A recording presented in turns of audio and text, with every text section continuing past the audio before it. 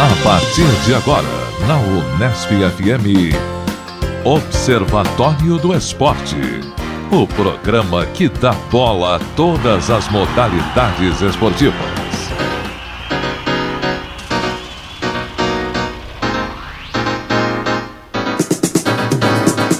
Olá, ouvinte da Unesp FM. Hoje é sábado, 6 de abril de 2013. Começa agora o Observatório do Esporte. Eu sou Luiz Moraes. E eu, Júlio Penariol. No Observatório de hoje, informação e análise dos acontecimentos esportivos da semana. Saiba as razões das baixas médias de público nos estádios brasileiros. Em ranking, o nosso campeonato nacional ficou atrás de países como Japão, China e Estados Unidos. Conversamos com o diretor da empresa Pluriconsultoria, Fernando Ferreira, e com o jornalista dos canais ESPN, Paulo Calçade. Aqui no Observatório, a informação vai além das 4 linhas. Hoje na mesa teremos a participação de Tuca Américo, Zeca Marques, Carlo Napolitano, Júlio Penariol e eu, Luiz Moraes. Vamos aos destaques de cada integrante. E vamos começar com os destaques de Tuca Américo. Saudações, amigos da mesa, ouvintes. Vamos falar hoje de novo, para variar, de doping com uma pessoa desconhecida desse meio, Lance Armstrong. Um pouco sobre NBA e o amistoso Brasil e Bolívia do sábado.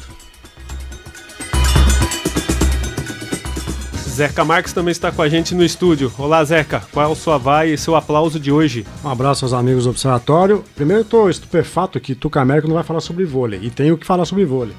Mas eu vou comentar sobre as opiniões dos especialistas em arbitragem nas transmissões esportivas de futebol no Brasil e falar um pouco sobre a Libertadores da América e os conflitos que se repetem entre argentinos e brasileiros.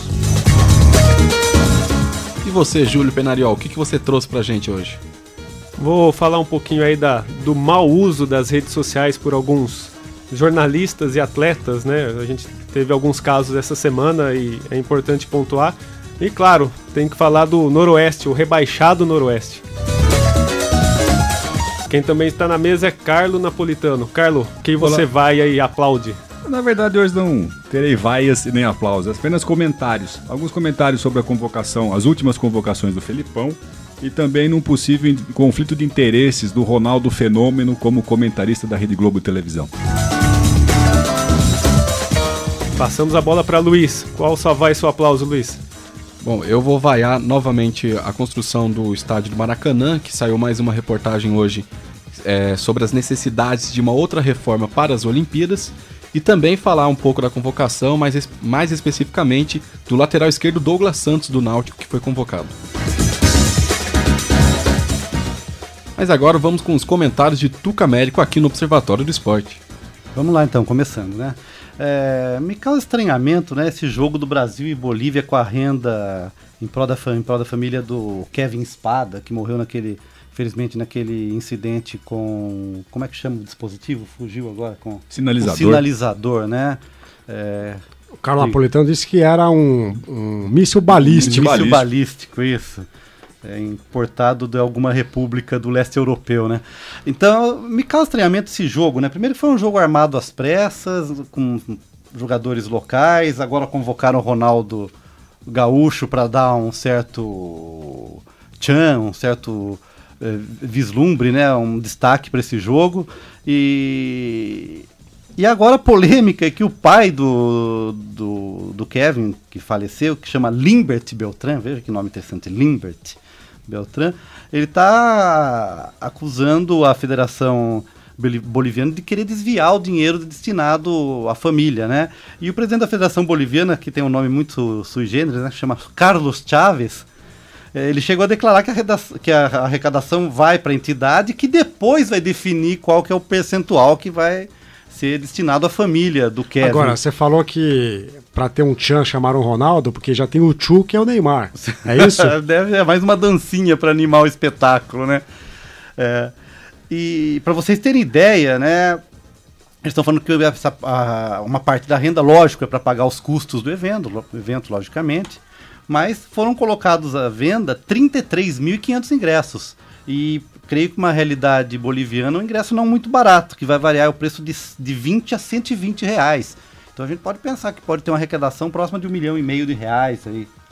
Ô Tuca, legal que você tenha comentado esse assunto, e também saiu esses dias na imprensa uma força-tarefa que está sendo feita para libertar os brasileiros presos lá, os corintianos. Envolvendo Lula, envolvendo deputados, envolvendo embaixadores, envolvendo até uma advogada contratada, especialista em direito internacional, que é aquela comentarista do Jornal da Cultura, não sei se vocês conhecem, é a Maristela Basso, que é uma especialista em direito internacional. Você está vendo aí uma força, a tarefa do Corinthians e do governo brasileiro para fazer a libertação desses brasileiros. E com manifestações, inclusive na mídia, de uma prisão arbitrária. Né? E a consideração que o Estado brasileiro está tendo em relação a isso é que eles estão presos de forma arbitrária lá na Bolívia. O termo que foi usado na mídia por várias reportagens que eu vi, várias matérias em jornais, internet, é que os torcedores corintianos estão sequestrados na Bolívia. Né? Agora, Carlão, com a sua experiência de prática de direito, o Brasil reconhece o governo boliviano como um Estado de direito, que tem a sua justiça de forma autônoma. Então não entendo, quer dizer, não há uma ingerência no sistema jurídico de um país vizinho, um país co-irmão. Como é que se explica isso? Porque, vejam, eles estão presos de maneira preventiva, porque não apareceu, não delataram quem seria o autor. Mas o autor, por outro lado, foi anunciado, inclusive no Fantástico da Globo, um menino de 17 anos que mora em Guarulhos. Né? Por que então a justiça brasileira não apresenta o culpado para a justiça boliviana, já que já se sabe quem assumiu pretensamente a culpa? Parece que essa força-tarefa é justamente para isso, para levar cópias do inquérito aqui de São Paulo até a Bolívia, para que a justiça boliviana tenha um conhecimento sobre isso. E que o trâmite vai ser feito no Brasil, porque o Brasil não extradita, né, seus presos, se eu não me engano, né? Nem brasileiros e muito menos adolescentes, né, que é o caso do menino.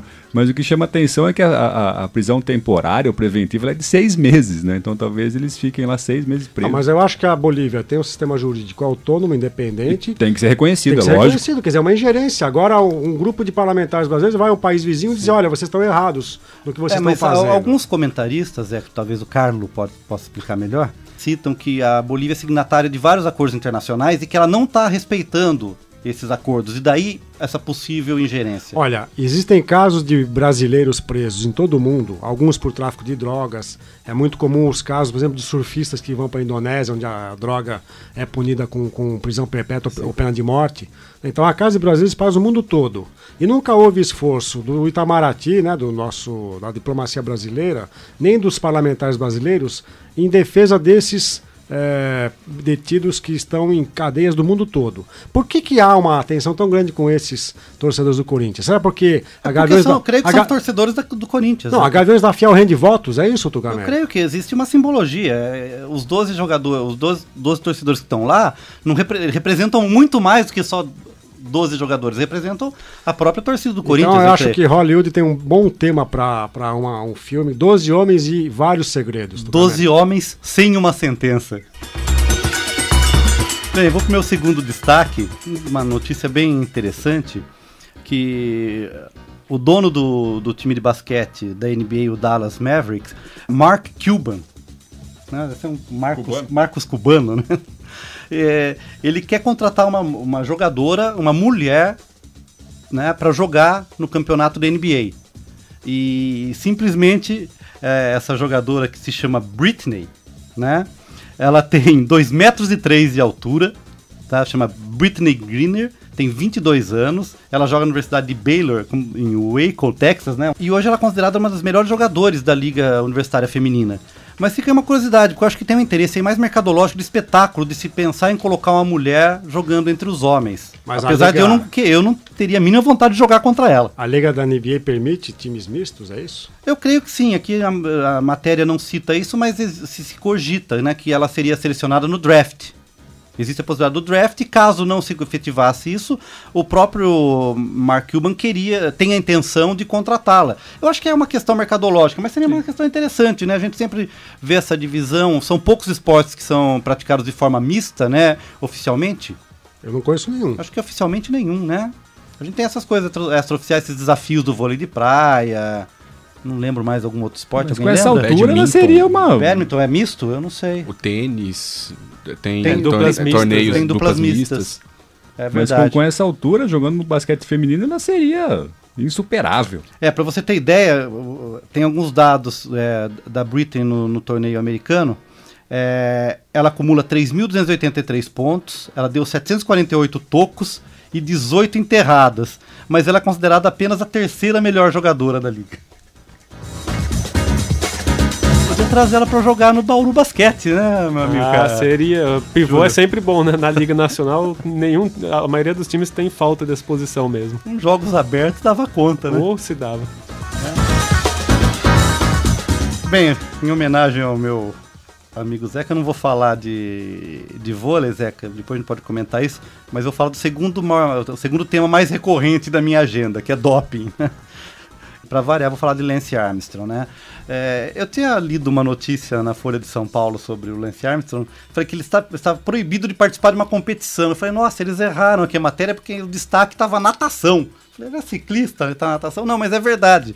Ele foi proibido pela Federação Internacional de Natação de participar de uma competição de natação de Masters, que proíbe jogadores condenados, né, por doping de competir. Mas ele ia nadar de bicicleta? Não, ele ia competir nas provas de 500, 1.000 e 1.650 jardas. Precisa fazer uma conversão para ver quanto que dá isso. Todas no estilo livre.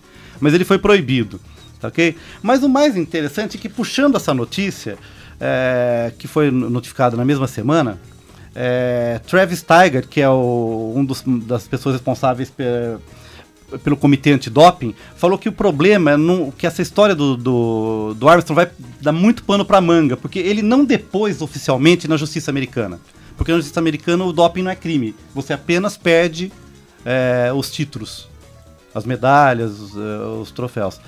E ele pede, o Tiger, que justamente ele seja ouvido, que a justiça americana institua o doping como crime, para poder ampliar as investigações. Porque se você não tem um depoimento oficial, você não consegue ter as informações que podem levar as outras pessoas que se utilizaram disso, as empresas e as pessoas que desenvolvem o doping, né? Então, ele afirma que, na verdade, que o caso, que nos Estados Unidos devia haver a lei criminal antidoping. Então fica aí essa dúvida, até que ponto isso tem algum interesse por esporte americano ou não, né? Que a gente sabe, essa disputa vem lá do tempo da Guerra Fria, em que esse tipo de briga, de disputa, não acontecia só dentro das quadras, mas também nos laboratórios das indústrias farmacêuticas. Então isso me deixa um pouco preocupado. E para fechar aí, falando em filmes, né, que você citou, meu amigo Zeca, essa história, toda a história do Lance Armstrong já vai gerar 2 filmes em Hollywood. Já existe a proposta da Warner e da Paramount em produzir 2 longas-metragens contando a história do Lance Armstrong. E as 2 películas vão ser baseadas no livro Cycle of the Lies, a queda de Lance Armstrong, de um jornalista do New York Times, da jornalista do New York Times, que chama Juliette McClure. Tá? Então, para vocês verem, né, Lance Armstrong ainda gerando muita informação, muita dúvida e muito questionamento em relação ao doping no meio esportivo. E ganhando dinheiro com o seu próprio doping. Sim. Passamos a bola agora para Zeca Marques. Bom, um grande abraço mais uma vez aos ouvintes e amigos do Observatório do Esporte. E eu estou, como eu disse no início, estupefato, porque o Tuca Américo simplesmente ignorou uma notícia bombástica no vôlei nesta semana. Final inédita. Não. Na última quarta-feira, à noite, no ginásio Ibirapuera, fizeram um teste, Tuca Américo, colocando várias câmeras com aquele recurso que existe no vôlei de chamar o desafio para recorrer-se a um recurso tecnológico, eletrônico, para saber se a bola pingou dentro ou fora da quadra, se houve toque de rede, porque... Diga, Carlos. Justiça já feita, ele falou isso semana passada. Eu ia comentar justamente Não, mas ele não comentou qual foi o resultado da experiência. Sim. E é uma matéria no UOL, mal escrita por sinal, que tem o seguinte título: Constrangimento de árbitros e palavrões marcam um teste tecnológico no vôlei. É do Luiz Paulo Montes. Ele faz um texto em primeira pessoa, diz que cheguei ao ginásio Ibirapuera na noite desta quarta, etc. O que eu quero discutir aqui é o seguinte: no tênis, vocês devem ter percebido que o nível de erros da arbitragem é mínimo. Sempre que um tenista pede o desafio, eu não tenho esses dados aqui, mas eu poderia dizer para vocês que 95% das vezes o tenista está errado e o árbitro acerta, né? E o que aconteceu aqui no vôlei foi algo semelhante. Houve erros de juízes, Os principais erros eram toques de rede, Sim. mas as bolas que iam dentro ou fora de quadra, quase sempre a arbitragem acertou. Eu acho um pouco complicado o esporte ficar refém disso. E a discussão que houve nesse teste que foi feito no Ibirapuera na última quarta-feira, com equipes cobaias, né, juvenis do SESI e do Pinheiros, é que tem que se limitar o número de pedidos de desafio que as equipes têm direito a princípio 2 por 7. Né? Porque, veja, se a gente for chamar desafio toda vez que houver uma dúvida, o jogo não anda. Não. Né? E a diferença do vôlei e do tênis para o futebol é que o vôlei e o tênis têm uma sintaxe de interrupções constantes. Sim. Né? O futebol não, o futebol tem uma sintaxe que é um jogo sem interrupções, a não ser quando há gol que o jogo vai ser iniciado com um intervalo maior entre uma ação e outra. Né? Tudo isso para dizer que eu acho que é uma pena se o esporte ficar refém desses subterfúgios tecnológicos, até porque no vôlei e no tênis dificilmente uma marcação dessa vai ser decisiva para um campeonato. No futebol até há gols que definem campeonatos, né? Pênaltis que definem campeonatos. Mas no vôlei e no tênis eu acho que é mais um recurso, um atrativo para a plateia, para a imprensa, para os meios de comunicação, para os torcedores, do que algo que vá trazer mais justiça às decisões da arbitragem. A não ser o que você pensa, já que você é o especialista do tênis da mesa. Do vôlei. Não, primeiro que mais estupefacto fico eu em ver Zeca comentando vôlei. Né? É que isso é um gancho para falar da arbitragem, dos comentários da arbitragem no futebol. Mas uma coisa que eu acho que é uma reclamação recorrente no vôlei, eu acho que não é. Existem algumas pessoas que reclamam muito da qualidade da arbitragem do vôlei brasileiro. Eu acho que a questão não é essa. Eu acho que o árbitro brasileiro ele não demonstra tanta autoridade quanto um árbitro do exterior. Você pega, tem um nome do juiz polonês, fugiu, daqui a pouco eu lembro. É o que tá sempre tem um bigodão meio mexicano, é um polonês, um senhor. Lech Wałęsa. É alguma coisa similar, é bem parecido. Você olha para aquele cidadão, ele apita com uma convicção, com uma certeza, que ele intimida o jogador de chegar a duvidar da opinião ou do que ele apitou. Né? E aqui no Brasil parece que ficou meio... É que eu acho que nós temos muitas figuras com personalidade forte nos dentro jogadores e no caso dos treinadores. Sim. O vôlei brasileiro é um vôlei muito personalista. Com Também. pessoas de personalidade assim, muito belicosa em alguns casos. E eu acho que isso é que contamina um pouco os jogos ultimamente no Brasil. Você está falando especificamente do Bernardinho. Não, você que disse, não fui eu. Bom, mas tudo isso para dizer que no último domingo eu assisti ao jogo São Paulo e Corinthians pela televisão, pela TV Globo, e aí fiquei estupefato de verdade ao ver o Leonardo Gaciba, comentários da arbitragem da Globo, ex-árbitro até pouco tempo atrás, né? Era árbitro FIFA e não passava nos testes físicos e resolveu encerrar a carreira precocemente. Mas o Gaciba cravou que não havia sido falta do Rogério Ceni sobre o Alexandre Pato no lance que originou o pênalti e que acabou com o segundo gol do Corinthians e a vitória do Corinthians no Morumbi. É engraçado, né? Por que se coloca um comentário da arbitragem que fica brigando com a imagem e brigando com aquilo que a gente via? E isso ocasiona uma série de discussões via redes sociais que acaba só criando calor, traz calor e não traz luz para a discussão. E que não aprendeu com o Arnaldo César Coelho, que ele espera a imagem para confirmar. E aí eu gostaria de citar o Oscar Roberto Godoy, que na minha experiência como árbitro foi o melhor árbitro que eu vi atuar em campo. O Godoy ele é comentarista da TV Gazeta no Mesa Redonda Futebol Debate, que vai ao ar todos os domingos à noite a partir das 9h30. Aqui no interior é difícil sintonizar o sinal da Gazeta, mas eu assisti no último domingo e o Godoy ele tem um didatismo e uma inteligência para explicar a regra muito melhor do que até o Arnaldo César Coelho.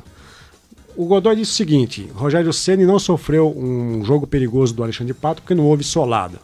E ver um lance desses em câmera lenta só complica. A gente tem que ver o lance com uma câmera aproximada, mas não em câmera lenta.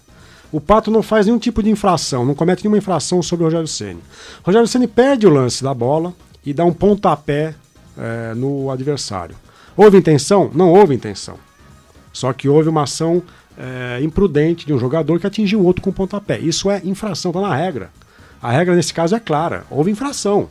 Então se houve infração dentro da área, pênalti. E muito se discutiu, Zeca, nesse lance. Muitos argumentos eram pro lado de que falavam que o Pato não chegaria na bola no lance, mas isso não é esse é o segundo momento. Discussão, esse é o segundo momento. O Godoy então dividiu o lance em dois momentos. Primeiro, houve infração? Houve. Eu vi muita gente dizendo que como não teve, o Rogério Ceni não teve intenção, não era para marcar falta. Mas a regra não fala de intenção em falta. Você pode cometer uma falta sem intenção. Então, primeiro momento de decisão do árbitro, uma decisão técnica. Houve falta? Houve. Dentro da área, pênalti. Eu vi jornalistas dizendo que o pênalti só deve ser marcado em condições extraordinárias e que tem que ser muito pênalti para ser marcado. Segunda decisão do árbitro. Houve uma decisão técnica que é a marcação da falta. A segunda, disciplinar. A gente vai punir o jogador que cometeu a falta ou não? Se vai ser punido com que tipo de advertência ou de expulsão? E o Godoy diz, para aqueles que acham que o Pato marcaria o gol se não sofresse a falta, isso significa que era uma jogada, uma situação clara de gol. Nesse caso, o praticante da infração tem que ser expulso de campo com vermelho. Para quem acha que o Pato não conseguiria marcar o gol por força da falta, que ele não alcançaria a bola, então dá-se o cartão amarelo. Nesse sentido, vejam que o árbitro acertou tranquilamente nas suas decisões. Zeca, e eu entendo que o Pato dificilmente alcançaria a bola. Eu daria o cartão amarelo e marcaria o pênalti como o árbitro fez. Mas mesmo sendo não intencional a falta, ele deveria ser expulso se... Porque se ele impediu a consecução de um gol, de uma situação clara de gol, ele teria que ser expulso, mesmo sem ter tido a intenção de marcar a infração.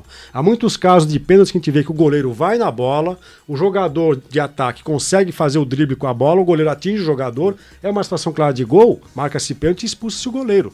Então não tem a ver se o cara teve a intenção ou não de praticar a falta. O Rogério Ceni foi imprudente, perdeu o tempo da bola de uma maneira inexplicável, porque ele demorou vários segundos para tomar uma atitude. Acho que não é tão inexplicável assim, Zeca. A gente já assistiu o gol, o segundo gol contra o The Strongest na última quinta-feira. Eu acho que esse retardo aí na reação já... tempo de bola no mesmo jogo. O Rogério Ceni, no jogo contra o Corinthians, perdeu uma bola também no segundo tempo, né, que ele vai chutar, vai dar um chute e fura. Mas enfim, essa é uma outra questão. Podemos falar do Rogério Ceni em outro momento. Eu acho que depois que ele teve a contusão no início do ano, no ombro, ele não voltou nas melhores condições. Isso está ficando muito claro. Uma insistência absurda de querer ser titular e muito do insucesso do São Paulo neste ano, na Libertadores e também, de certa forma, apesar que no Paulista é o time que está na liderança. Mas a competição que vale mesmo, que é a Libertadores, é inacreditável imaginar que o São Paulo, em 5 jogos, numa chave que tem Strongest e Arsenal de Sarandi, tem apenas uma vitória depois de 5 jogos. E talvez não se classifique, está no perigo de se classificar. E o Arsenal tem 4 pontos no grupo, todos conquistados em cima do São Paulo. Exatamente. Uma vitória e um empate. E o São Paulo jogou 4 vezes fora de casa e perdeu as 4 nessa Libertadores. Para terminar meus comentários, então, eu queria chegar justamente ao Arsenal. O Arsenal jogou 2 vezes com o Atlético Mineiro e levou 10 gols, é isso? 5 gols em Sarandi, que é a periferia de Buenos Aires, 5 gols em Belo Horizonte. O São Paulo não conseguiu fazer a mesma coisa que o Atlético fez sobre o Arsenal. Mas a questão é que é uma cena deprimente, aliás, são cenas deprimentes as que a gente viu na última quarta-feira no Estádio Independência em Belo Horizonte, quando no intervalo do jogo atletas do Arsenal se indispõem com atletas do Atlético Mineiro e no final do jogo os mesmos atletas do Arsenal se indispõem contra a polícia e aí é aquela cena que todo mundo perde a razão, a situação foge do controle e as cenas ficam mais lamentáveis ainda. Vejam que, ultimamente, jogos entre argentinos e brasileiros no Brasil têm sido jogos extremamente complicados, com violência explícita, de seguranças particulares, de polícia militar e de jogadores argentinos. Não nos esqueçamos que, em 2011, quando o Santos foi campeão da Libertadores no Pacaembu, contra o Peñarol, vocês lembram o que aconteceu assim que o juiz apita o final do jogo. Né? O filho do delegado que prendeu o De Sábato no episódio do Grafite, em 2005, parece que insultou os jogadores do Peñarol e teve aquela batalha campal, o que de certa forma maculou a conquista do Santos. Então, eu não entendo por que o futebol sul-americano continua permitindo esse tipo de coisa, porque não há punições exemplares. Puniu-se o Corinthians, né? A princípio era 6 meses, foi um jogo de punição, de mando de campo, e eu não sei por que não são punidos o São Paulo no ano passado, na final com o Tigres, o próprio time argentino, que devia ser punido, e agora o Arsenal e o Atlético Mineiro, de certa forma, porque ele é responsável pela segurança dentro de campo. Ô Zeca, sem considerar também que no principal jogo da rodada Libertadores, Palmeiras e Tigre, o Tigre também não veio para jogar futebol. Sim. Foram várias as cotoveladas dadas pelos zagueiros, pelos atacantes. Eu falei Tigres, mas é a contaminação do Tucumã que chamou você de Carlos. É Carlo e Tigre. E foi impressionante o jeito que o time não veio para jogar bola, o time veio para bater, como veio na final da Sul-Americana ano passado contra o São Paulo. Ou seja, talvez aí uma especulação, será que não um reflexo da crise que a Argentina está passando, Tuca? Eu iria fazer essa análise mais sociológica, mas fatalmente a gente vai chegar a isso, Tuca Américo. Sim. E vejam, é uma crise tão grande porque o Tigre e o Arsenal de Sarandi representariam no Brasil o que seria um Figueirense, um Noroeste disputar a Libertadores da América. São times sem expressão e sem tradição no futebol argentino, que só conseguem chegar à zona de classificação nos campeonatos nacionais porque os clubes tradicionais têm sérios problemas. River Plate, São Lourenço, Independiente, Racing, que são os times que têm mais tradição e mais capital simbólico para disputar o torneio. Agora, há uma questão técnica. Eles têm mérito? Tem mérito. Mas são times que representam agremiações muito modestas, né? Que não tem nem... O Tigre, por exemplo, nunca tinha disputado um torneio da dimensão, uma final da dimensão que disputou com o São Paulo no passado, né? Bom, a bola do Observatório do Esporte agora está com Júlio Penariol. Olá a todos, emendando o assunto do Zeca aí relacionado ao confronto que houve no jogo Atlético Mineiro e Arsenal, envolvendo os jogadores argentinos e os policiais militares, na verdade. Outro fato relacionado, que merece, na verdade, outra vaia, relacionado ao jornalista Ivan Moré, que no calor ali da emoção, provavelmente estava assistindo o jogo em casa, sentado no sofá, e ele escreveu no Twitter: argentino derrotado, levando borrachada e ainda no final preso, mundo perfeito. E em seguida, claro, muitas reações, né, no Twitter. Ele recebeu muitas até ameaças, enfim. E ele logo apagou o post. No dia seguinte ele se desculpou, colocou um outro post lamentando, falando que ele tinha sido infeliz, enfim. E aproveitando, o Ivan Moré, né, fez isso. E um outro jogador que fez mau uso das redes sociais, é aqui que eu quero chegar na discussão da mesa, o meio-campista Joey Barton, do Olympique de Marseille, que já tinha chamado o Neymar de o Justin Bieber do futebol. No meio de semana ele voltou a zombar de um jogador brasileiro. Dessa vez foi o Thiago Silva. Ele chamou o zagueiro brasileiro de travesti acima do peso. Então, a discussão que eu gostaria de trazer aqui é até que ponto as pessoas estão preparadas, as pessoas midiáticas, tanto jogadores quanto jornalistas, estão preparados para fazer uso de Twitter e outras redes sociais, porque é uma ferramenta que aproxima muito celebridades, e um jornalista também é uma celebridade hoje no país. E, pelo visto, eles não estão preparados para toda essa repercussão, né, Bom, o Ivan Moré protagoniza um dos principais programas de esportes da Globo, que agora é o Esporte Espetacular dos domingos. Então ele deveria pensar duas vezes antes de se comportar como um torcedor, né? O jogador, acho que nem o que comentar, porque ele deve ter problemas de fórum íntimo, né? Problemas psicológicos. Eu acredito que o Ivan Moré, ele não entendeu a condição de apresentador do Globo Esporte. Ele foi promovido de escada do Thiago Leifert. Para quem não sabe, escada no humorismo é aquele comediante que leva a pancada, o chute, que é o alvo da zombaria. Levanta a bola para o protagonista. Isso. E ele era o escada do Thiago Leifert. E por um deslize do Tandy, ele conseguiu essa vaga de apresentar o Globo Esporte. Isso só demonstra, Tuca Américo, algo que a Globo vem cultivando há muito tempo, que é essa rivalidade pouco ignóbil com a Argentina, né, protagonizada por alguns dos principais atores da Globo, atores esportivos, né? Galvão Bueno, Thiago Leifert. Qual que é a frase célebre do Galvão Bueno? Ganhar é bom, ganhar da Argentina é melhor ainda. Né? E acho que a gente já comentou aqui, né, Zeca, o respeito que os argentinos têm em relação aos brasileiros. O Zeca esteve várias vezes na Argentina, eu morei 6 meses lá, nunca fui alvo de uma zombaria de argentino em relação ao futebol, a nada por ser brasileiro. A gente traz amigos argentinos ao Brasil, qualquer pessoa no meio da rua, se fala que é argentino, já começa uma zombaria, a desprezar a pessoa, fazer piadinhas. É uma coisa que infelizmente é disseminada pela mídia.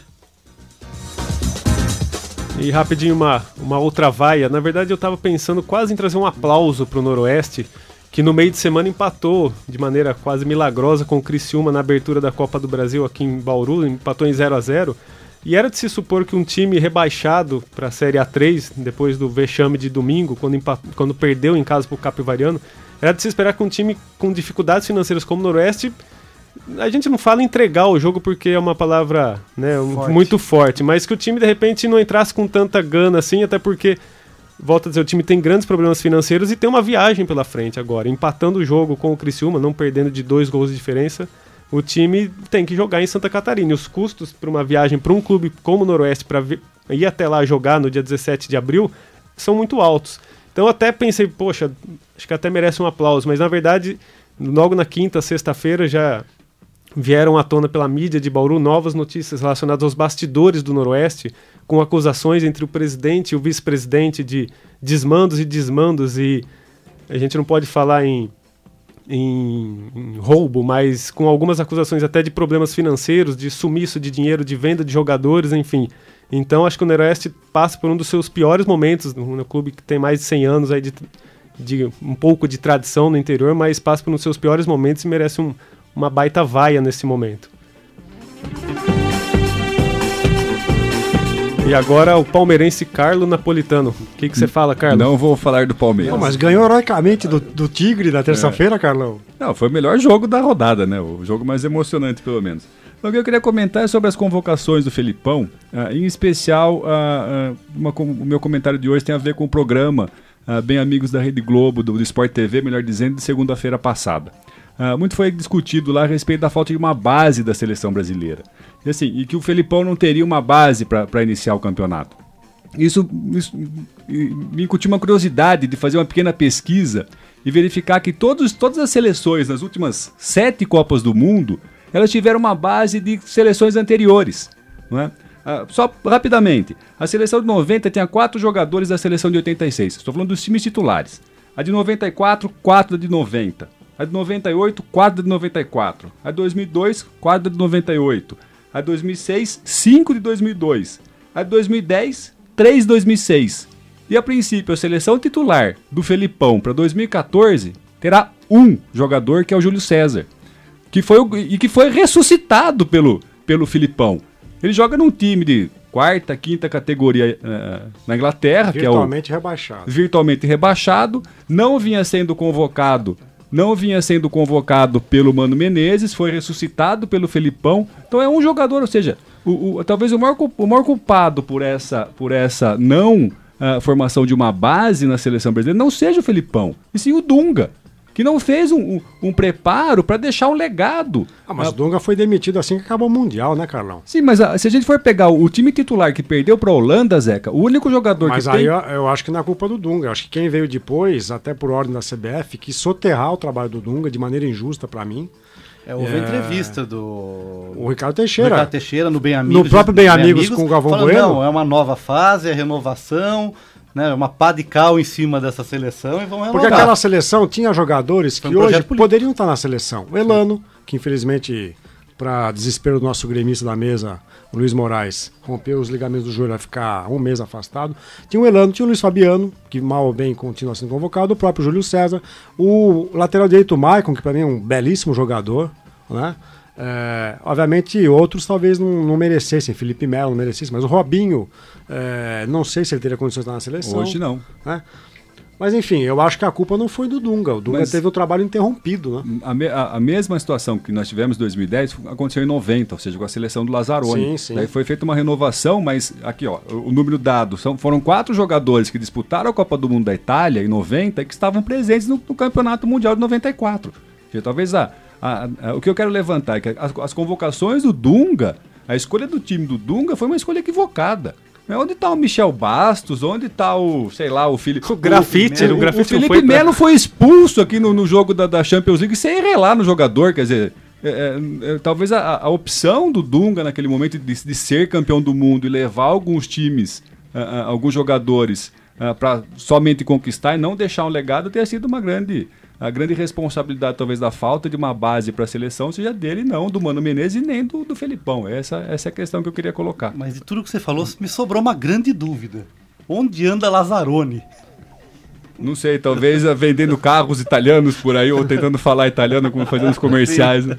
Uma curiosidade sobre essa seleção do Dunga é que 3 jogadores que estavam na Copa de 2010 foram rebaixados com o Grêmio em 2004 para a Série B do Brasileiro. Então, é bem questionável até a técnica. Quando eu falei que o time do Júlio César está virtualmente rebaixado, você começou a acenar para mim. O que você queria dizer? Talvez o QPR esteja escapando. Ele estava escapando. Não, mas ele está em penúltimo colocado do campeonato inglês. Ele tem 23 pontos. Tem chances remotas. Junto com o Reading E o Aston Villa, que é o terceiro da zona de rebaixamento, tem 30, quer dizer, então para ele sair da zona de rebaixamento, ele precisa ganhar 8 pontos. Não. E faltam 8 jogos. Aliás, 7 jogos. Você acha que ele tem chance? Tem chance, tá reagindo.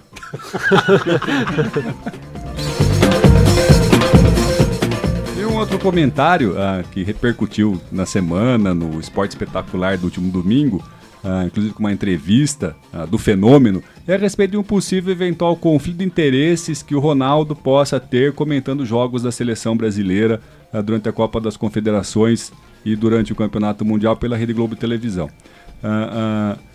Eu achei muito sintomática a pergunta da entrevistadora, da apresentadora do programa, Glenda Kozlowski, que perguntou para ele se haveria conflito de interesses, e ele prontamente negou. Eu, de fato, fiquei um pouco indignado em relação à resposta dele, porque eu acho muito difícil o Ronaldo, como agente de jogadores como o Lucas e o Neymar, eventualmente ser independente ou neutro ou isento nas suas declarações a respeito desses jogadores. Então, a minha questão não é nem relacionada à marca ou a patrocínios que o Ronaldo tenha e que possa gerar conflitos com patrocinadores da CBF ou eventualmente da FIFA, mas sim ele agenciar 2 jogadores que certamente estarão na Copa das Confederações e na Copa do Mundo. Um deles, muito certamente, como titular, que é o Neymar, e um outro ali como talvez o primeiro reserva de todos os atacantes, que é o Lucas. Então eu fico me perguntando como seria uma reação do comentarista Ronaldo, eventualmente num jogo em que o Neymar estivesse numa tarde de caicai, por exemplo, se ele cravaria que o Neymar pudesse ser substituído, ou sugerindo uma entrada do Lucas. Então gostaria que os colegas da mesa comentassem esse eventual conflito de interesses do Ronaldo. Bem, comentando antes da gravação aqui... A gente já comentou antes, na verdade. Fizemos um grande debate sobre isso, né? Mas eu acredito que o Ronaldo é tão esperto que ele pode aproveitar a situação de forma marqueteira. Ou seja, o falar mal do jogador agenciado por ele pode se transformar numa grande máquina de dinheiro para o próprio Ronaldo. Então isso é um conflito de interesse sério. Ele está usando ali um canal, um contrato que ele tem com a Rede Globo para fazer mais dinheiro ainda, para ganhar mais dinheiro. Então fica evidente o conflito. Ganhando mais ainda, porque aceitou.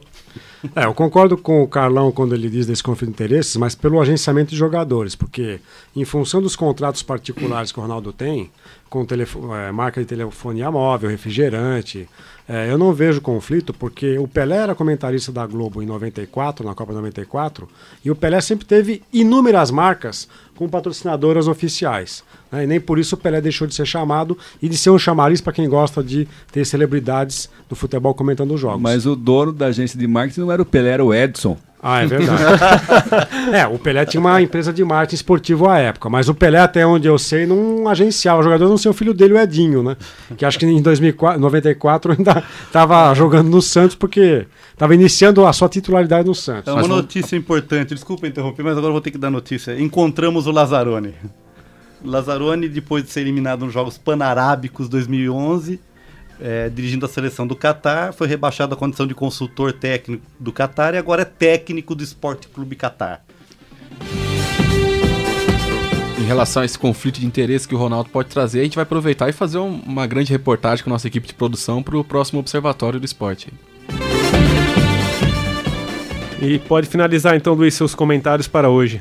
Bom, eu tenho uma vaia que é de um assunto já comentado aqui na mesa em algumas edições anteriores, que é em relação ao estádio do Maracanã, que além desse 1 bilhão de reais que vai ser necessário na reforma para a Copa do Mundo, saiu uma reportagem nos canais ESPN nessa última sexta-feira, assinado pelo Gabriela Moreira e Eduardo Tironi, e em relação a uma outra reforma necessária no Maracanã, agora para as Olimpíadas de 2016. Então, logo depois do encerramento da Copa do Mundo de 2014 aqui no Brasil, o Maracanã vai ser fechado de novo para outras reformas. No ofício mandado pelo Comitê Organizador dos Jogos Olímpicos, tem 39 pontos a serem alterados no estádio Maracanã. Um dos que chamaram mais atenção foi em relação aos túneis de acesso, que chegam a ficar até 3,5 metros abaixo do que era o recomendado pela Olimpíadas. Que há um encargo de obrigações para fazer um evento FIFA e há outro encargo para um evento do COI, Comitê Olímpico Internacional, Até porque o estádio Maracanã vai ser usado só para futebol, não é isso?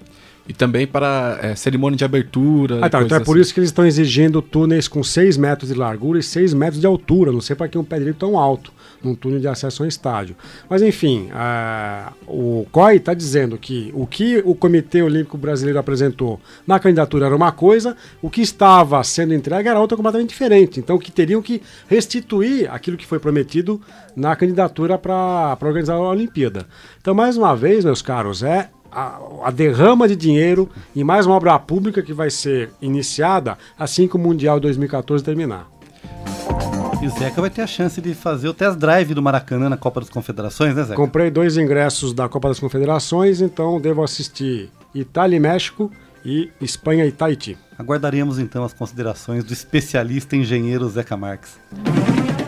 E tem também uma outra consideração daí que é em relação ao lateral esquerdo convocado pelo Felipão para o amistoso contra a Bolívia, que é o Douglas Santos, lateral esquerdo do Náutico, que é o primeiro jogador convocado da equipe desde 1966, quando o Nado foi convocado, e também o primeiro de um time pernambucano desde que Leomar, do esporte, aquele Leomar, foi convocado em 2001, aliás. O Douglas Santos parece que foi um pequeno equívoco de ser convocado de acordo com o blog do Gabriel Diniz, que é um jornalista lá de Pernambuco, que falou que o Felipão colocou o nome Douglas Santos, chegou na CBF, alguém da CBF foi escrever Douglas Santos lá no sistema, apareceu o lateral esquerdo do Náutico, que já foi convocado para as seleções de base, e colocou ele na lista. Mas na verdade o Douglas Santos era o lateral direito do São Paulo, que também se chama Douglas Santos, e seria convocado. Não à toa, nessa lista do Felipão não há lateral direito. Há um outro lateral esquerdo, que é o André Santos, e também o Douglas Santos. Mas eu não sei o que é mais absurdo, é esse Douglas Santos do Náutico ou o Douglas Santos do São Paulo ser convocado, né? Exatamente. Na atual circunstância. Na minha humilde opinião, o Douglas Santos do Náutico é bem melhor que o do São Paulo, mas já que se ele queria convocar o São Paulo... falta de um substituto pro Daniel Alves na lateral direita, não convocar nenhum lateral direito para essa, é talvez mais absurdo ainda.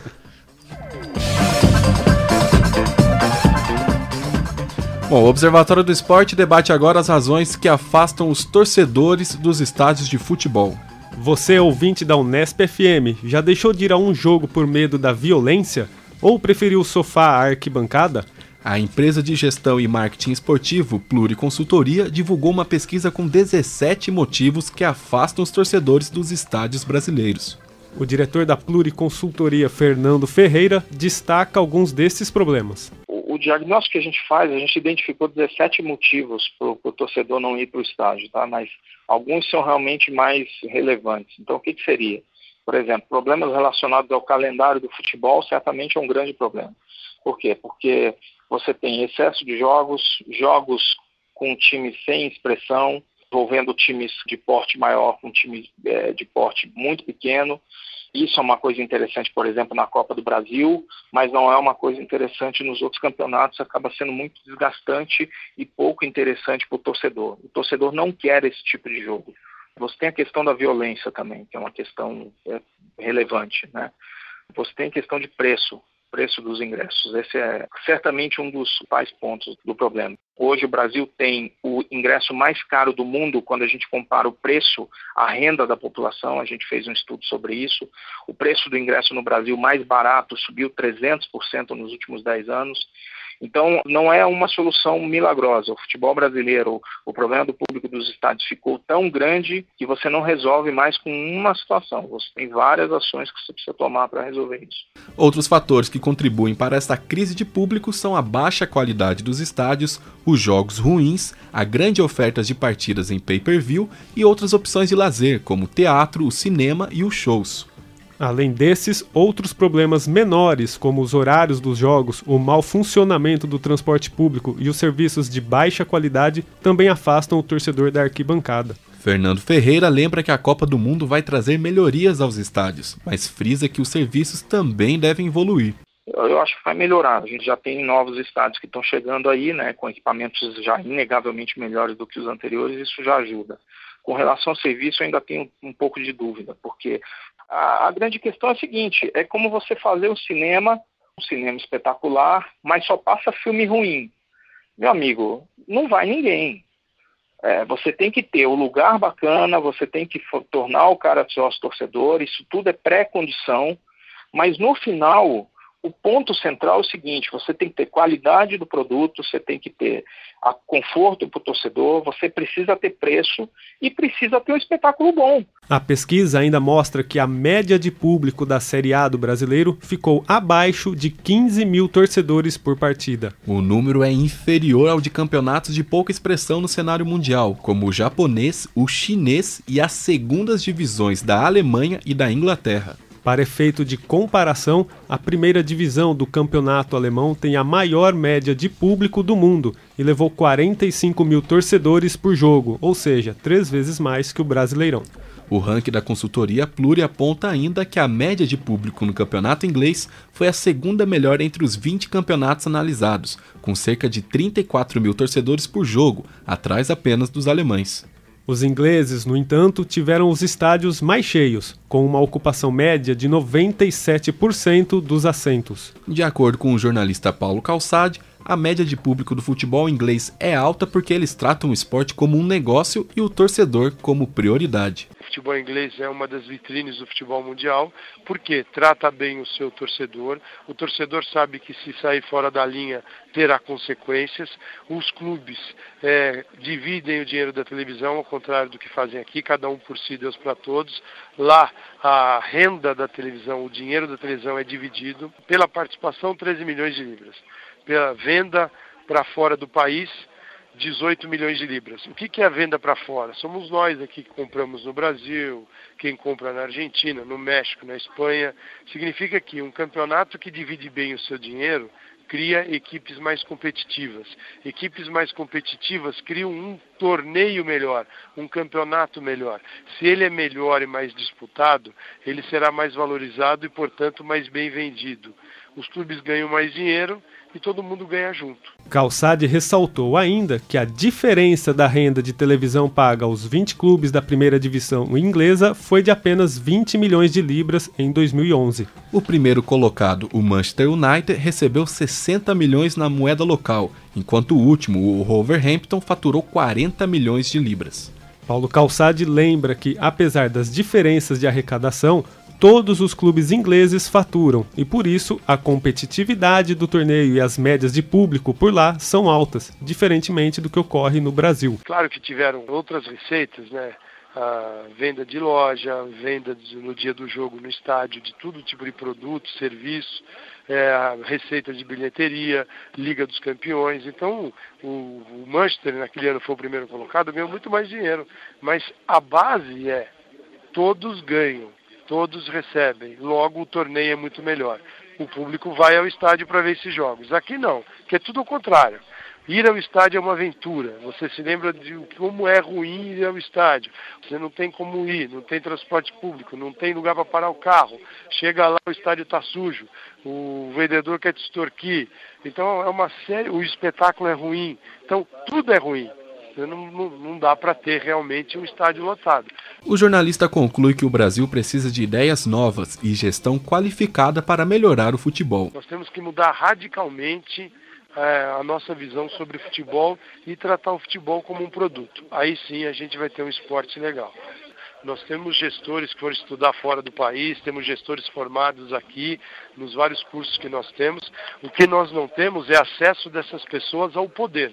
O poder ainda é dominado pelo pior tipo de gente que a gente poderia encontrar. Os mais despreparados e os mais interessados em outras coisas que não o bem do futebol. Do jeito que está, vai ser isso que a gente está vendo. O Brasil sempre na parte de baixo do ranking, e é um vexame para o país que vai organizar a Copa do Mundo. O diretor da Pluriconsultoria, Fernando Ferreira, também comenta sobre a política das entidades e deposita suas esperanças nos clubes. Quanto a federações, CBF e tudo mais, esse pessoal não se movimenta, nunca procurou nem a Pluri, nem outras empresas que são concorrentes nossos, mas que são parceiros que a gente conhece. É um pessoal que não se movimenta para entender o problema, para estudar o problema. É um pessoal que trabalha com uma conotação fortemente política, não estudam o mercado, não analisam, não fazem pesquisas e a gente não espera que isso mude. nem por federação, nem por CBF, nem nada. Porque o único objetivo deles é a manutenção do poder, e a manutenção do poder se faz mantendo as coisas como estão aí, e isso é muito conveniente. Agora, eu tenho esperança de que as coisas mudem pelos clubes. Por quê? Porque as empresas querem investir nos clubes e elas vem mostrando para os clubes a necessidade de eles se modernizarem. Quanto mais eles se modernizarem, o esporte vai ganhar com isso, como atividade econômica, como um ambiente mais saudável de negócios, como um ambiente mais confiável de negócio, transparentes, que as pessoas conheçam quem são as pessoas que estão nos clubes de futebol. E eu acho que a minha esperança de melhoria é pelos clubes e que eles tomem a frente do processo no sentido de serem donos do próprio destino. Agradecemos ao Fernando Ferreira e ao Paulo Calçati pelas entrevistas. Qual desses problemas vocês avaliam ser o mais grave no futebol brasileiro? Vocês concordam com os nossos entrevistados? Enfim, o que precisa ser feito para que os brasileiros voltem para os estádios de futebol? Bom, primeiro, a gente tem que ter sempre muito cuidado quando analisa os dados de uma empresa privada, como essa Publi Consultoria, no sentido de que aonde eles querem chegar tendo tanta visibilidade, porque é a mesma empresa que divulgou há pouco tempo a pesquisa sobre as maiores torcidas no Brasil. Vejam, a gente já tinha pesquisa de maiores torcidas do Datafolha, do Ibope, do Jornal Lance, né?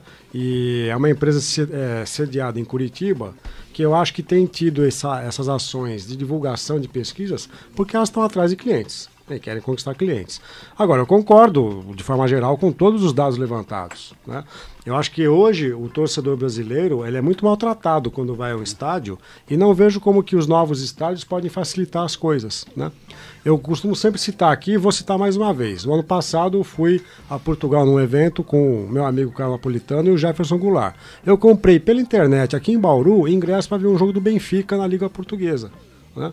Com assento marcado, assento numerado, e a gente retirou os ingressos no local do jogo 2 dias antes. E com o estacionamento ao lado. Poderia retirar, inclusive, no dia do jogo, né? Mas como haveria um movimento razoável, havia acho que 30 mil pessoas naquele jogo, né, Carlão? Veja, um jogo que praticamente não valia muita coisa, porque o Benfica já estava atrás do Porto na reta final do campeonato.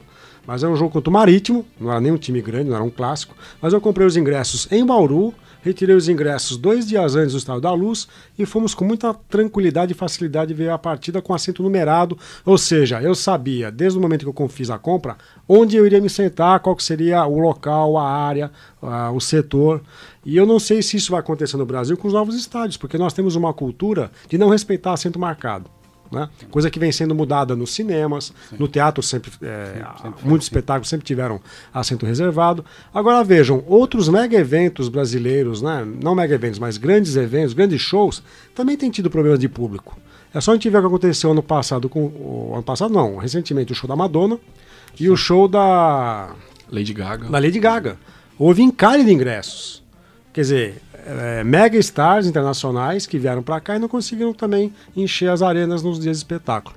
Eu acho que isso envolve a grande diversidade de oferta cultural que as grandes cidades têm e envolve, como foi dito, espetáculos fracos.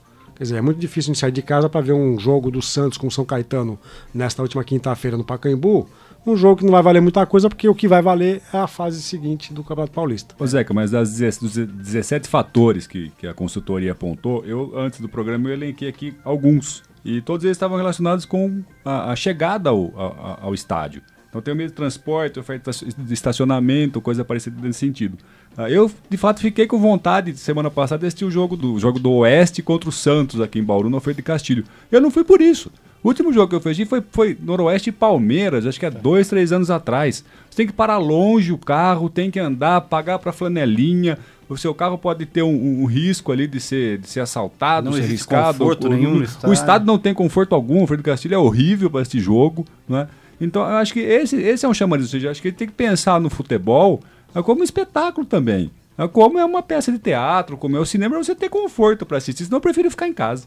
Em relação aos preços dos ingressos, que é um dos fatores apontados aqui, acho que é um problema, na verdade, das federações e confederações que determinam, né, que estipulam valores mínimos para a entrada.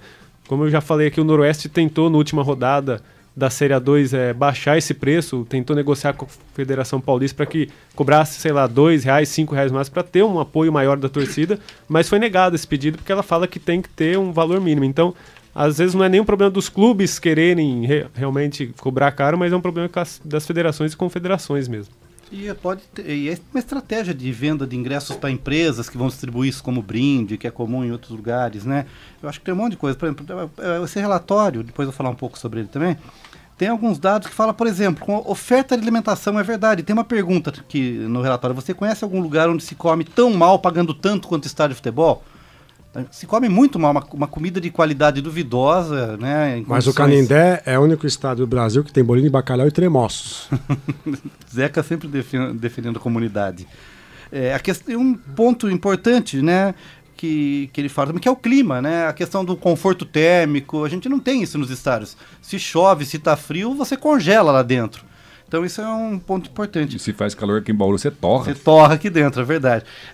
Agora, uma coisa que me causa estranhamento também em relação à pluriconsultoria é que são dados muito valiosos que são colocados de forma gratuita em seu site, né? Então, eu como empresário, como quem trabalhou já com empresa de publicidade, fico assim, essa informação tem tanto valor para as minhas ações que colocar isso gratuitamente à disposição. Mas é a ressalva que eu fiz, Tuca. Eu acho que é uma estratégia deles em busca de novos clientes ou de futuros clientes. De demonstrar que eles têm esse conhecimento, essa informação e capacidade para poder, talvez, desenvolver estratégias para clubes ou empresas que queiram desenvolver ações de marketing esportivo. Mas o que me chamou mais a atenção, de que a consultoria aponta isso e dá indicativos, é que o Brasil, o Campeonato Brasileiro de Futebol e o acesso aos estádios tem a pior taxa de ocupação entre os 20 principais campeonatos do mundo, né?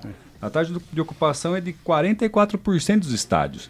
Isso é o reflexo de tudo isso. Sim. A falta do meio de transporte adequado, um estádio de futebol ruim, a falta de uma boa alimentação, a falta de um bom espetáculo. Tudo isso reflete nisso. Poderia até se argumentar, os estádios brasileiros são grandes, né? Mas eu acho que isso não se explica. Né? Agora, a pergunta que eu não sei se a pesquisa explica, Carlão, você que está com a pesquisa em mãos, é que por que os estádios do Nordeste têm um público fantástico? Sim. E aí contraria talvez algumas das questões que a pesquisa aponta, porque os estádios do Nordeste são muito ruins, especialmente os de Pernambuco, que são 3 estádios completamente sucateados e envelhecidos. Zeca, Pernambuco é o segundo maior público de campeonatos, o campeonato pernambucano. O primeiro é a Série A, com aproximadamente 5 milhões, e o segundo é Pernambuco, com aproximadamente 1.300.000 torcedores, né? Ficaria atrás somente do Campeonato Brasileiro da Série B. Então vejam, pensar os estaduais é o de maior público. Recife é uma das capitais do Brasil com pior trânsito e circulação, né? E nós estivemos lá no Congresso da Intercom em 2011, a gente percebeu um pouco como é difícil se locomover pela cidade. Tem 3 estádios ruins, muito ruins, com mínimo conforto. Altas taxas de criminalidade Altas também. taxas de criminalidade. Então, o que explica Pernambuco ter, tirando o Campeonato Brasileiro, a maior taxa de público do Brasil, né? E mesmo no Brasileiro, é um dos estádios com maior taxa de ocupação também. E quando você vê os jogos pela TV, é uma festa. E aí, obviamente que a Bahia aparece aqui apenas em 8º lugar, mas a gente tem que considerar que a Bahia não teve o estádio principal nesses últimos anos por causa da demolição e a construção do novo estádio da Fonte Nova, né? Então o Vitória jogava sempre no Barradão e o Bahia jogava no local mais distante, no estádio que ele estava usando até então. Você, ouvinte do programa, que acessa as redes sociais, curta nossa página no Facebook. O endereço é www.facebook.com/Observatório do Esporte. Repetindo, o endereço da nossa página é www.facebook.com/Observatório do Esporte. Acesse também o blog do nosso programa. O endereço é www.observatoriodoesporteunesp.blogspot.com. Repetindo, www.observatoriodoesporteunesp.blogspot.com. O Observatório do Esporte chega ao fim. Locução de Luiz Moraes e Júlio Penariol. Comentários de Tuca Américo, Carlo Napolitano e Zeca Marques. Equipe de reportagem Gabriel Cortez, Fernando Martins e Vinícius Martins. Direção de Fábio Fleury. Produção técnica de Silvestre Oliveira. O Observatório do Esporte é um projeto de extensão universitária financiado pela PROEX, a Pró-Reitoria de Extensão da Unesp.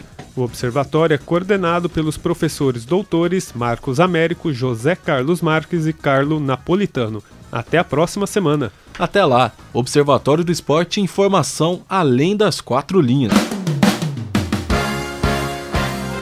A Unesp FM apresentou Observatório do Esporte, o programa que dá bola a todas as modalidades esportivas.